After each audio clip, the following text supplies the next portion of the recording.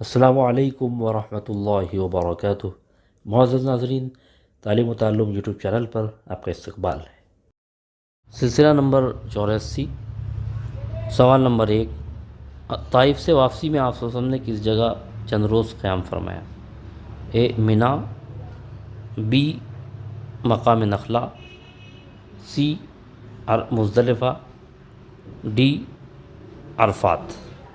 تو آپ جب طائف سے واپس ہوئے اور وہاں کے سرداروں نے اور لوگوں نے آپ کی بات نہ مانی، تو واپسی میں آپ صلی اللہ علیہ وسلم نے مقام نخلا میں چند روز قیام فرمایا۔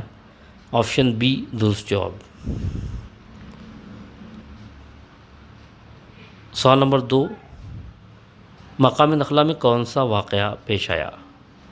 اے، جب آپ صلی اللہ علیہ وسلم نماز میں تلاوت فرما رہے تھے اس وقت جنہوں نے کھڑے ہو کر قرآن سنا، بی اہل طائف نے معافی مانگی، سی کوئی بھی غیر معمولی واقعہ پیش نہیں آیا، ڈی ان میں سے کوئی نہیں۔ تو مقام نخلا میں جب چند روز آپ نے قیام فرمایا، اس وقت ایک واقعہ پیش آیا کہ آپ نماز میں تلاوت فرما رہے تھے اور اس وقت جنہوں نے کھڑے ہو کر آپ کا قرآن سنا۔ آپشن اے درست جواب ہے، اور انہوں نے اپنی قوم کو بھی جا کر بتایا۔ سوال نمبر 3، طائف سے واپسی پر آپ صلی اللہ علیہ وسلم کس کی پناہ لے کر مکے میں داخل ہوئے؟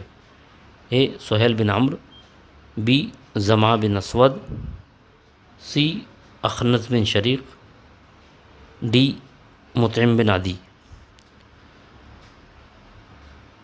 تو چونکہ آپ طائف تشریف لے گئے تھے دعوتی سفر کے لیے، وہاں سے واپسی میں جب آپ مکہ میں داخل ہو رہے تھے تو آپ نے مطعم بن عدی کی پناہ لے کر آپ مکے میں داخل ہوئے۔ آپشن ڈی درست جواب ہے۔